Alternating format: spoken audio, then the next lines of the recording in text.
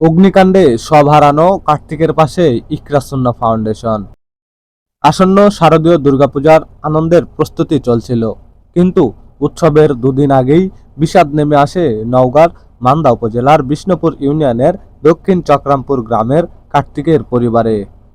গত বৃহস্পতিবার রাতে বৈদ্যুতিক শর্ট সার্কিট থেকে সৃষ্ট ভয়াবহ অগ্নিকাণ্ডে মুহূর্তের মধ্যে তাদের পুরো বসতবাড়ি পুড়ে ছাই হয়ে যায়। পুড়ে যায় ঘরের সব আসবাবপত্র, শস্যভাণ্ডার, এমনকি জীবিকার অবলম্বন দুটি গরুও। হঠাৎ করেই উৎসবের আনন্দ হারিয়ে তারা অসহায় হয়ে পড়ে। অগ্নিকাণ্ডের পর থেকে গ্রামের মানুষ, সামাজিক সংগঠন ও বিভিন্ন মহল পরিবারটির পাশে দাঁড়ানোর চেষ্টা করছে। এরই ধারাবাহিকতায় রবিবার ইকরা সুন্নাহ ফাউন্ডেশনের প্রতিষ্ঠাতা ও চেয়ারম্যান সৌদি প্রবাসী আব্দুল মতিন মৃধার পক্ষ থেকে ক্ষতিগ্রস্ত পরিবারকে ঘর নির্মাণের জন্য ঢেউটিন প্রদান করা হয়। এ সময় ইকরা সুন্নাহ ফাউন্ডেশনের প্রতিনিধিরা জানান, একটা ঘটনা যেটা ঘটছে আপনারা জানেন, এটা অত্যন্ত দুঃখজনক এবং যা ক্ষতি হয়েছে এটা অপূরণীয়।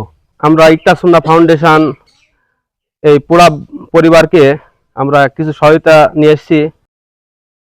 ইকরা সুন্নাহ ফাউন্ডেশনের প্রতিষ্ঠাতা ও চেয়ারম্যান সৌদি প্রবাসী আব্দুল মতিন মৃধা জানান, নওগাঁ জেলার মান্দা উপজেলার 14 নম্বর বিষ্ণুপুর ইউনিয়নের দক্ষিণ চক্রামপুর গ্রামে কার্তিকের বাড়িতে গত কয়েকদিন আগে যে অগ্নিকাণ্ড ঘটেছে, এই অগ্নিকাণ্ডের কারণে তার বাড়ি ঘর সব পুড়ে গেছে। ইতিমধ্যে আমরা এই খবরটি বিভিন্ন গণমাধ্যমে দেখতে পেয়েছি।